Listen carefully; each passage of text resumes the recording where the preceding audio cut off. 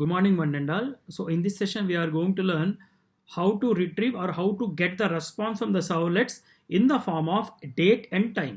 So servlet program lo మన servlet నుంచి response గా system or current date and retrieve చేసే ప్రోగ్రామ్ ఎలాగో మనం చెక్ చేద్దాం, right? So I quickly open my NetBeans. So already మనం సర్వలెట్ ఫైల్ తీసుకున్నప్పుడు డిఫాల్ట్గా మనకి ప్యాకేజెస్ అనేవి సర్వలెట్ ప్రొవైడ్ చేస్తుంది. మనం ఏ విధమైన ప్యాకేజెస్ టైప్ చేయక్కర్లేదు. NetBeans ఆర్ ఎక్లిప్స్ IDEలో once we get any servlet program ఆటోమేటిక్గా the packages are deployed in to the programme.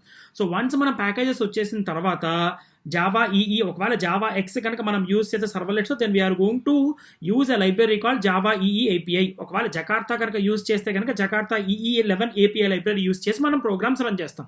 We can use either Java X or Jakarta whatever it may be for us running a servlet program, right? నేను తీసుకున్న servlet name వచ్చేసి new servlet తీసుకున్నాను. First ఇనిషియల్గా ఒక static block తీసుకున్నాను. So main method లేకపోయినా మనకి Java program run అవ్వాలంటే మనం స్టాటిక్ బ్లాక్ తీసుకోవాలి. కాబట్టి జనరల్గా ఒక ఫార్మల్ మెసేజ్ కోసం సర్వ్లెట్ క్లాస్ ఈజ్ లోడింగ్ అని చెప్పి స్టాటిక్ బ్లాక్ తీసుకున్నా. Class name new servlet, class నేమ్తో నేను మెథడ్ తీసుకున్నాను. So it is an example for constructor. So ఇక్కడ నేను కన్స్ట్రక్టర్ అనేది తీసుకున్నాను. సో ఈ కన్స్ట్రక్టర్ దేనికి వాడతాము? సర్వ్లెట్ ఇన్స్టాన్షియేషన్ చేయడం కోసం వాడతాం. సో సర్వ్లెట్ స్టార్ట్ అయ్యి ఆటోమేటిక్ సర్వ్లెట్ క్లాస్ ఇన్స్టాన్షియేషన్ జరుగుతుంది. లాస్ట్ క్లాస్లో చెప్పినట్టుగా సర్వ్లెట్స్కి సంబంధించిన మెథడ్స్ ఏవైతే ఉంటాయో the first method is init method. So init service destroy methods ఏవైతే మనం లైఫ్ సైకిల్ ఆఫ్ సర్వ్లెట్స్లో చెప్పుకున్నామో ఫస్ట్ ఇనిట్ మెథడ్ ద్వారా సర్వ్లెట్ స్టార్ట్ అవుతుంది. ఇక్కడ నేను throws javax dot servlet dot servlet exception in పర్టికులర్గా క్లాస్తో సహా కాల్ చేశాను. Or else we can directly use throw servlet exception, ఆర్ఎల్స్ throws javax dot servlet exception మనం ఇక్కడ యూజ్ చేయొచ్చు, right? So init method once call అయిన తర్వాత either we can use service method or do get method or do post method whatever it may be. ప్రస్తుతానికి నేను ప్రోగ్రామ్లో do get మెథడ్ని use చేశాను. కుకీస్ కానీ యూఆర్ఎల్ ఫీల్డ్స్ కానీ URL rewriting కానీ వచ్చినప్పుడు హిడెన్ ఫామ్ ఫీల్డ్స్లో we can differentiate both get and post methods. So do get మెథడ్లో సర్వ్లెట్ రిక్వెస్ట్ REQకి అలాగే సర్వ్లెట్ రెస్పాన్స్కి ఆబ్జెక్ట్స్ క్రియేట్ చేశాను. వన్స్ ఆబ్జెక్ట్స్ క్రియేట్ చేసిన తర్వాత service method or do get method is called అని ఒక చిన్న మెసేజ్ లాగా ప్రింట్ చేసుకుంటాను. Then I'm going to write the content. So content నేను టెక్స్ట్ డాట్ HTML రాస్తున్నాను కాబట్టి RESP dot that is servlet response object dot set content type is text slash HTML.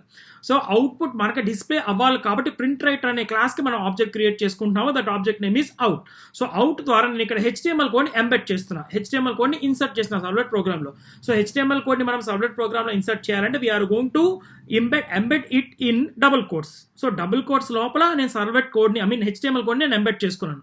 So something కొంత HTML code రాసుకున్నాను with the help of different tags like H1, H2, H3, H4, H5 అలాగా నేను కొన్ని tags తీసుకున్నాను.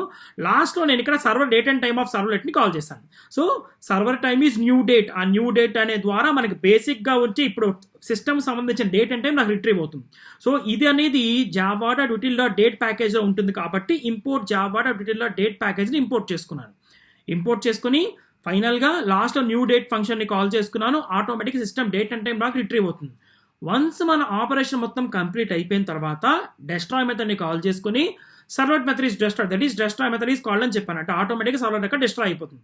ఒకవేళ మనకు servlet సంబంధించిన information ఏదైనా కావాలనుకుంటే కనుక సర్వ్లెట్స్లో మనకున్న ఒక ఫంక్షన్ ఏంటి అంటే గెట్ సర్వ్లెట్ ఇన్ఫో. సో ఆ గెట్ సర్వ్లెట్ ఇన్ఫో ద్వారా మనకి ఏం తెలుస్తుందంటే సర్వ్లెట్ ప్రోగ్రామ్ని ఎవరు డిజైన్ చేశారో నువ్వు రాసుకోవాలనుకుంటే కనుక ఇక్కడ రాసుకోవచ్చు. సో రిటర్న్ నేను ఒక రిటర్న్ చేసుకున్నాను, మై నేమ్ రిటర్న్ చేసుకున్నాను. వన్ సర్వ్లెట్ క్లాస్ అయిపోయిన తర్వాత వెబ్-INFలో మనం ఆల్రెడీ సర్వ్లెట్ ఫైల్ని లోడ్ చేసుకునేటప్పుడే web.xml దట్ ఈస్ డిప్లాయ్మెంట్ డిస్క్రిప్టర్కి యాడ్ చేయమని చెప్పాం. సో యాడ్ చేయమన్నాం కాబట్టి ఆటోమేటిక్గా NetBeans అనేది సర్వ్లెట్ నేమ్ సర్వ్లెట్ క్లాస్ని యాడ్ చేసేసింది, సర్వ్లెట్ మ్యాపింగ్ కూడా యాడ్ చేసింది.